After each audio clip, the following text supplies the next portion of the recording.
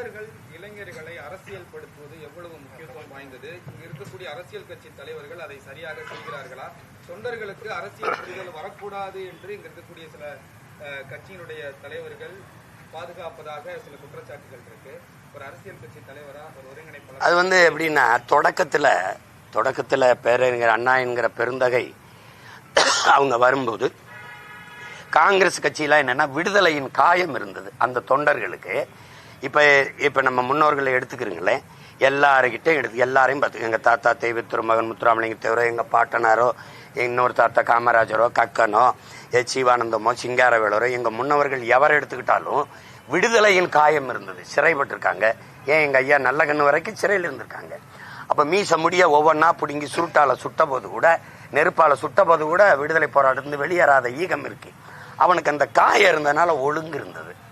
அதுக்கு பின்னாடி வந்த திராவிட இயக்கம் வரும்போது, அது பேரறிஞர் அண்ணா வரும்போது, அவரை சுற்றி இருந்த எல்லாருமே 100க்கும் மேற்பட்ட பெருங்கல்வியாளர்கள் தெரியும். நெடுஞ்செழியன், அன்பழகன், மதியழகன், உங்களுக்கு தெரியும். பாப்பா அவங்க கிட்ட ஒரு ஒழுக்கம் இருந்தது. மாலை நேர கல்லூரி போல நடந்தது.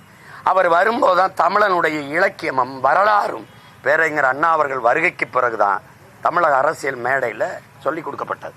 அதனாலதான் அளப்பெரிய மேதைகள் வந்தாங்க. எங்க மாமா காளிமுத்து போன்றவர்கள், இந்த நாஞ்சில் மனோகரன் போன்ற மேதைகள், உங்களுக்கு தெரியும். அவங்க பேச்சுகள் எல்லாம் அவ்வளவு சிறப்பார். பின்னாடி தன்னலம் மேல ஏறி இவங்க வர வர, அது எங்க ஐயா இருக்கார் பாருங்க, எங்க ஐயா சகாய ஐயாவை நான் ஒரு தடவை சந்திக்கும் போது, இந்த குடிமை பணிக்கு பயிற்சி கொடுக்கிற போது அவங்க என்ன சொல்லுவாங்கன்னா, மக்களுக்கு கற்பிச்சிட்டின்னா அவன் நம்மள கேள்வி கேட்பான், நம்மகிட்ட பதில் இருக்காது. அப்போ உனக்கு மக்களுக்கு இடையில ஒரு தூரம் இருக்கணும்னு படிப்பிப்பாங்களா.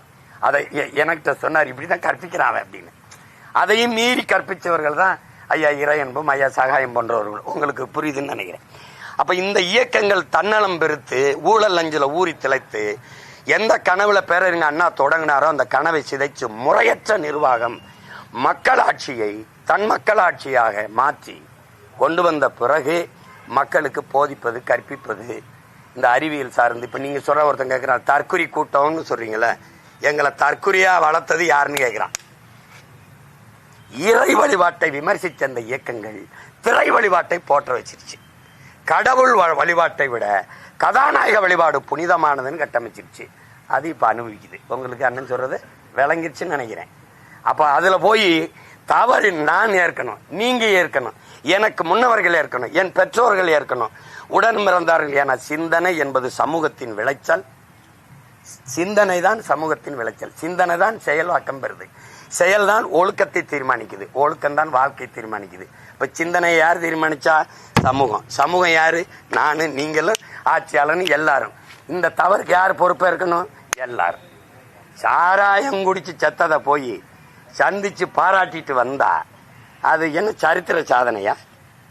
ஆனா அப்படி நாட்டு எல்லையில செத்து வந்த ஒரு ராணுவ வீரனை கூட இந்த நாட்டில் எந்த தலைவனும் போய் அவன் துயரத்தை பங்கேற்று இந்த பிள்ளைகள் படிப்புக்கு நான் பொறுப்பேற்கிறேன் ஒருத்தன் கூட சொல்லலையே. எப்படி அப்படின்னா எது போற்றத்தக்கதோ அது தூற்றப்படுது, எது தூற்றத்தக்கதோ அது இந்த நாட்டில் போற்றப்படுது. அது காரணம் இந்த 60 ஆண்டுகளாக இந்த நாட்டை ஆண்ட திராவிட கட்சிகள், அதன் ஆட்சி முறை. அதை நீங்க எவரும் மறுக்க முடியாது. எல்லாம் இருக்கு. இந்த எஸ்ஐஆர் இருக்கு, எஃப்ஐஆர், என்னத்தையோ போடு. ஓட்டு காசு கொடுப்பியா இல்லையா? இருப்பியா இல்லையா? இப்ப மோடி செஞ்சார்ல 10,000 போட்டார்ல பீகார்ல, நம்மால் 15,000 போடுறது கூட வாய்ப்பு இருக்கு. இருக்கா இல்லையா? இருக்கு. அதனால நம்ம அம்மாட்டெல்லாம் சொன்ன வங்கியில கணக்கு ஆரம்பிச்சு வச்சுக்கணும். என்ன தெரியும் நடக்கும்பா. 1000 ரூபாய் எங்க ஐயா 1500 தரேன் இருக்காப்ல. இப்ப பீகார் வென்றிருக்கு பத்தியில அந்த ஃபார்முலாவையும் அவனே சொல்றான், பீகாரை முன்மாதிரியா எடுத்துக்கிட்டு ரோல் மாடல் எடுத்துக்கிட்டு கொடுக்க வேண்டியதானே. ஏற்கனவே 10 லட்சம் கோடி கடன், இன்னும் 2 லட்சம் கோடியை கடன் ஆக்கிட்டு போக வேண்டியதானே.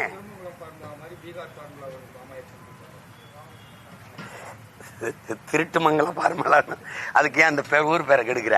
திருமங்கலம் ஃபார்முலான்னு சொல்லாத. அது ஒரு ஏதோ ஒரு கோஷ்டியில் ஆயிடுச்சு.